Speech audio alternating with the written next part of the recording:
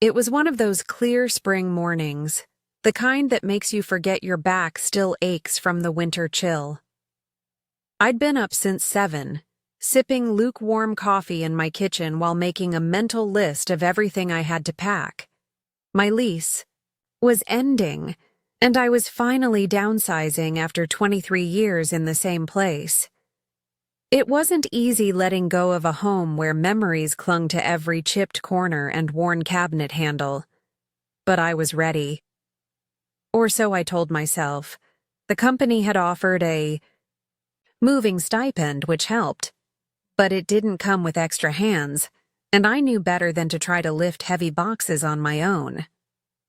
I'd already pinched something in my shoulder last week from carrying my old printer down to the car. So when my boss, Miriam, called to check on how the move was going and casually offered to send her son over to help, I said yes before I really thought it through.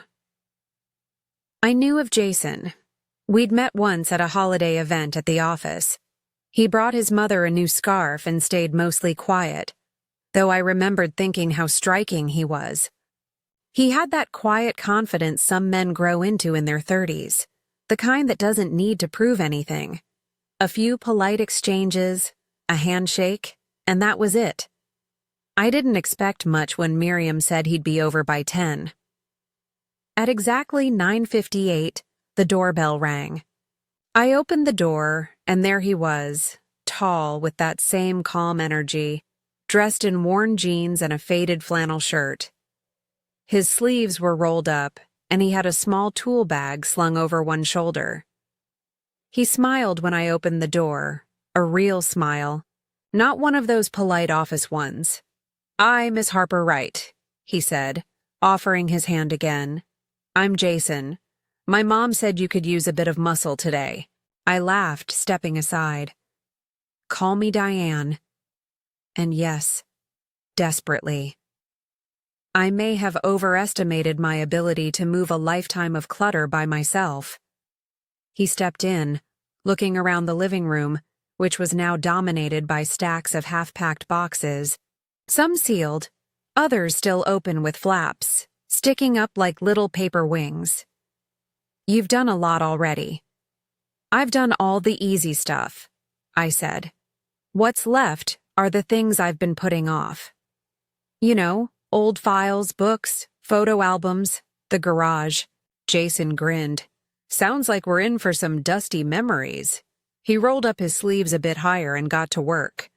I pointed out what needed lifting and packing, trying not to hover. But something about his presence unsettled me. Not in a bad way, but in a way that made me unusually aware of the quiet moments between us. Like when he handed me a framed photo that had slipped behind a cabinet. It was of me and my late husband, back when we'd first bought this house. Jason looked at it a moment before passing it to me. "You look happy here." I nodded. We were. It was a long time ago. He passed away 8 years back. "I'm sorry," he said gently. "That kind of loss. It never really leaves you, does it?" "No," I admitted, fingers tracing the edge of the frame. "It becomes part of you, like a second heartbeat." The moment passed quietly and we continued working. But something had shifted. There was a softness in how he looked at me after that. A kind of quiet respect I hadn't expected. We spent the next hour in the garage, sorting through boxes of old tools, paint cans, and things I hadn't touched in years. He found an old wood carving I'd forgotten about, a project I'd started in my early 40s and never finished.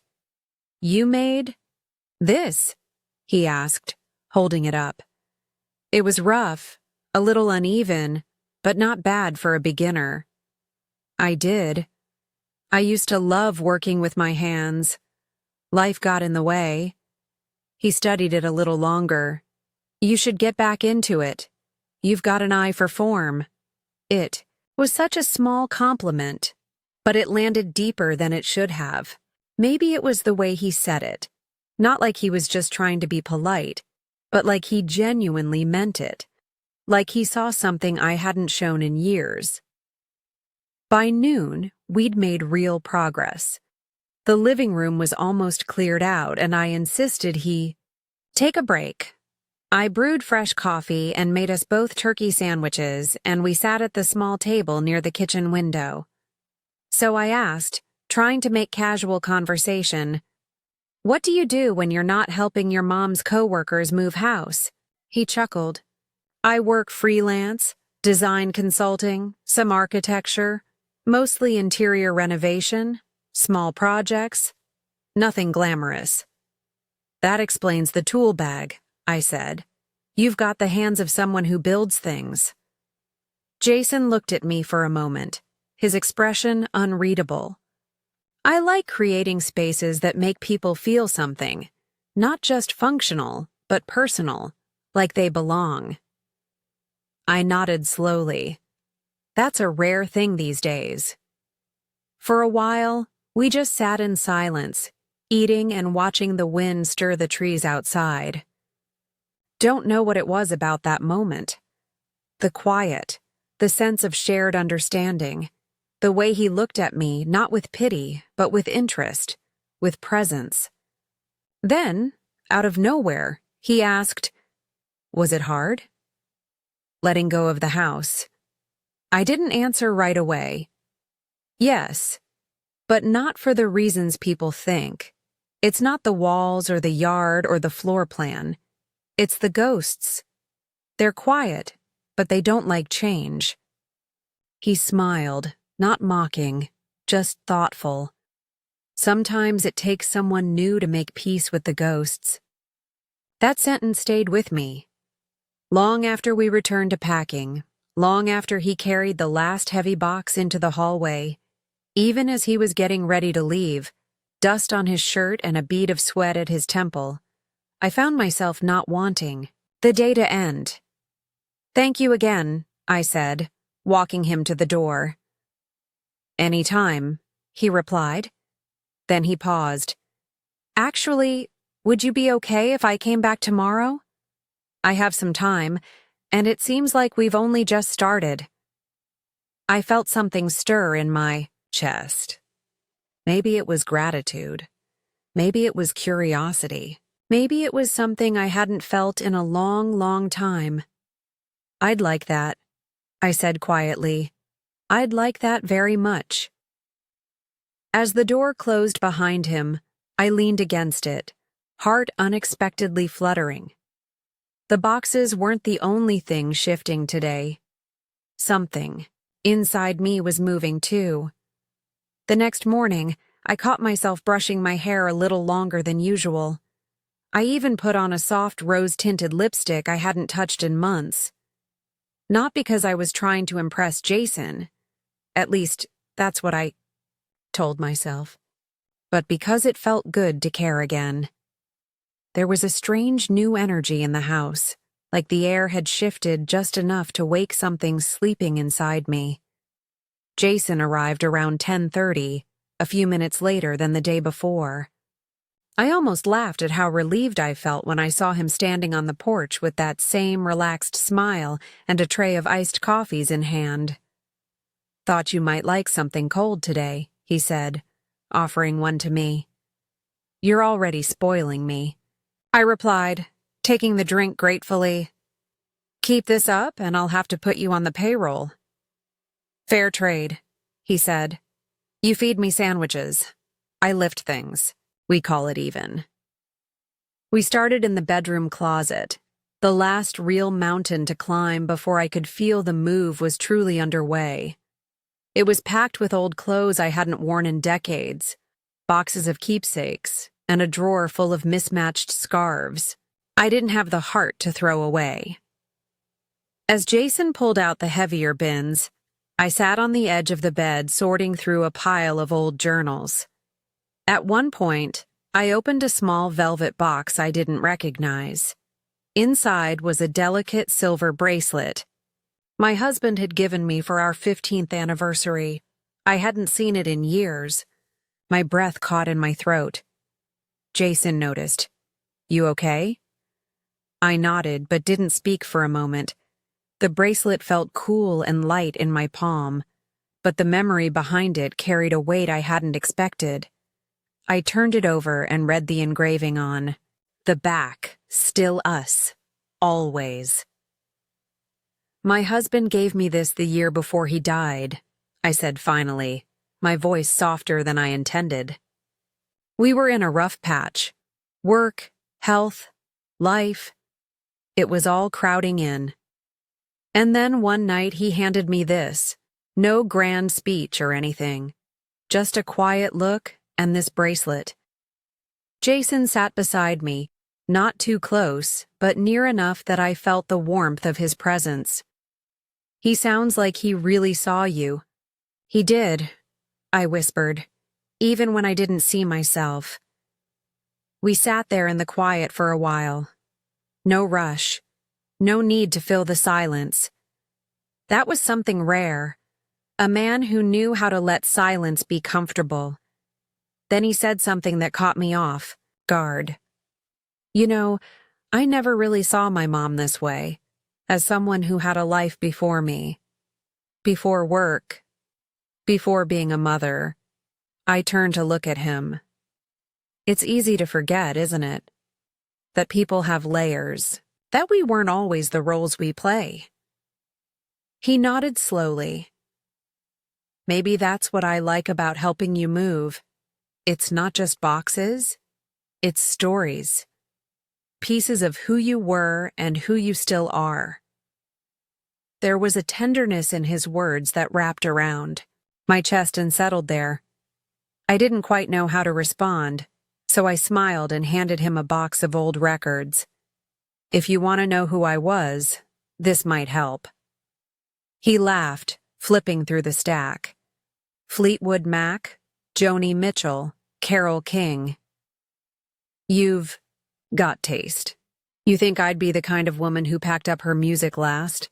I teased. He looked at me then, really looked, and said, I think you're the kind of woman who saved the most important parts for last.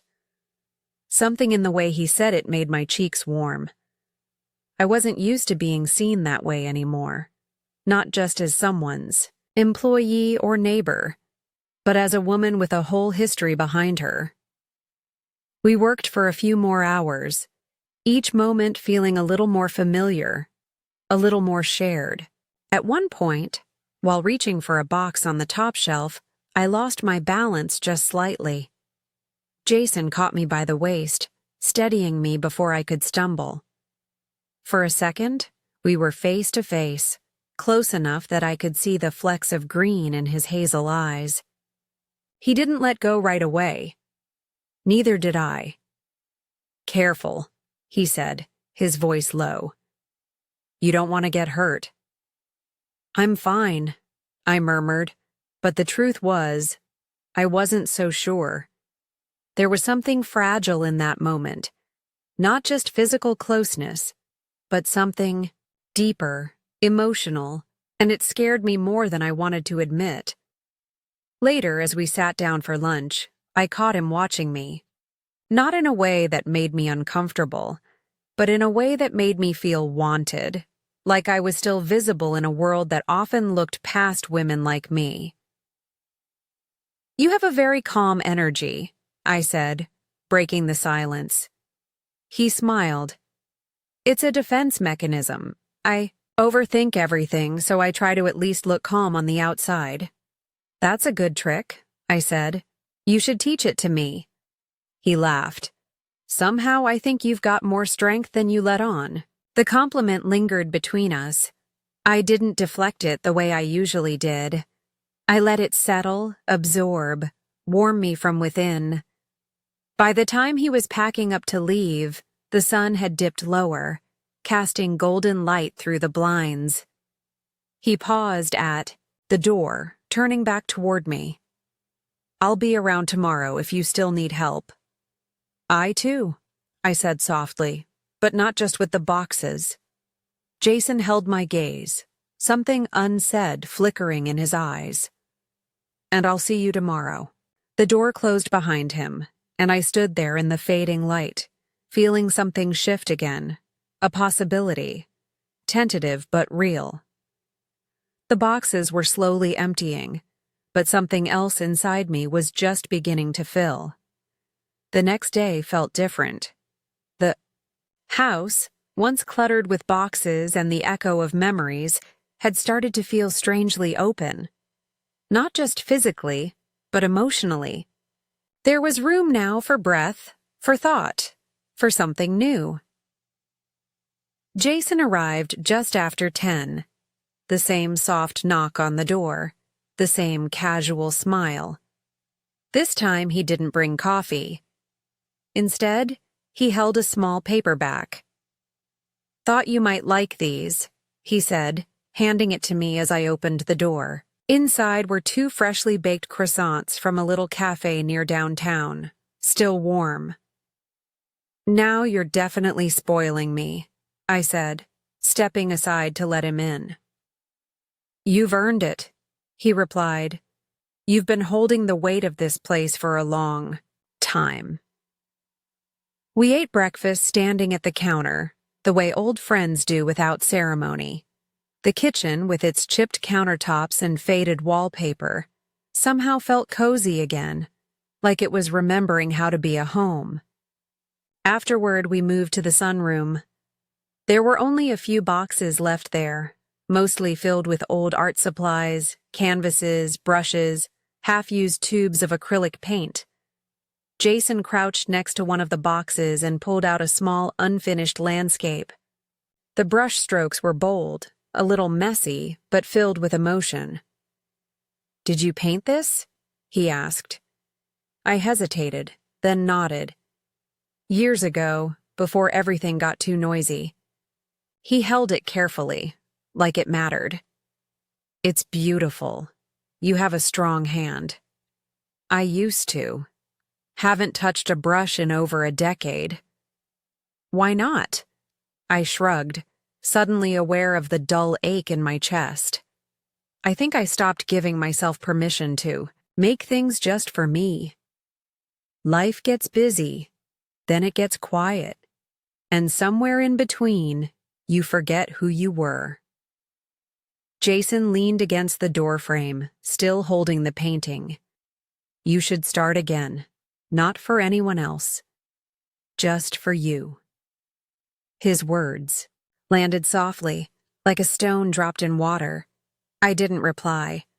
I didn't need to. You could see it on my face, that strange mix of grief and longing.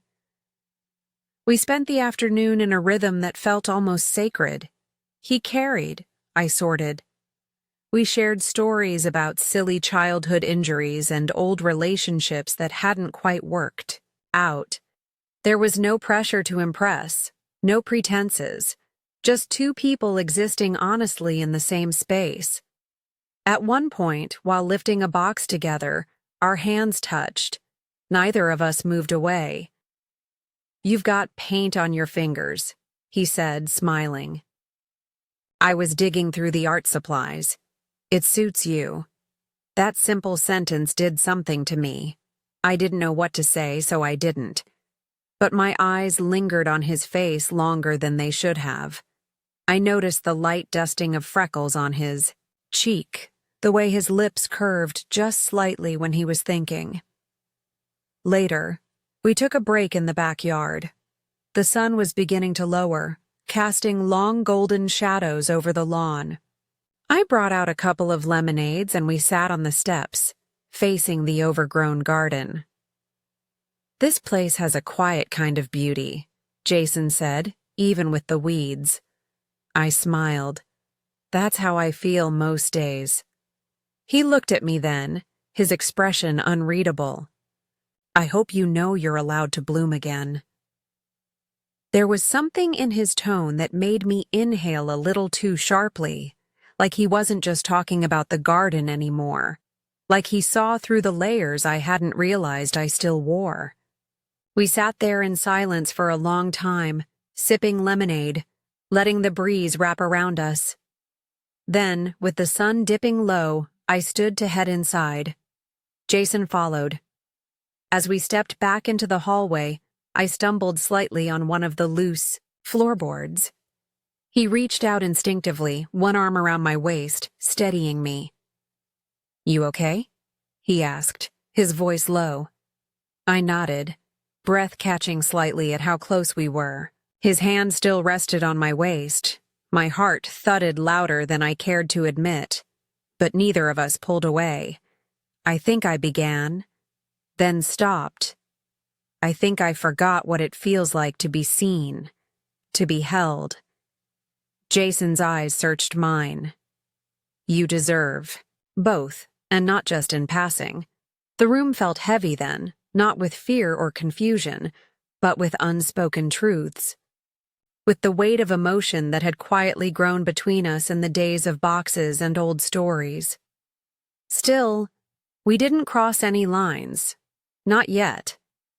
But there was something in the way his fingers lingered as he let go. In the way he looked at me as he picked up his bag to leave. "I'll be back tomorrow," he said softly. "I know," I replied, standing in the doorway as he stepped out into the dusky evening. "I'll be here." When the door clicked shut, I stayed there a long while, the air still warm with everything unsaid.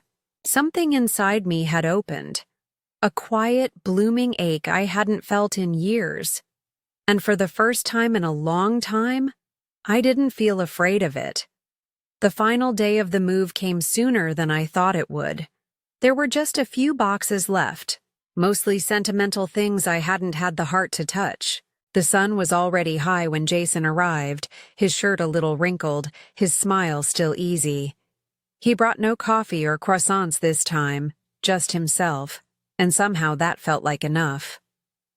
"Morning," he said, stepping through the door.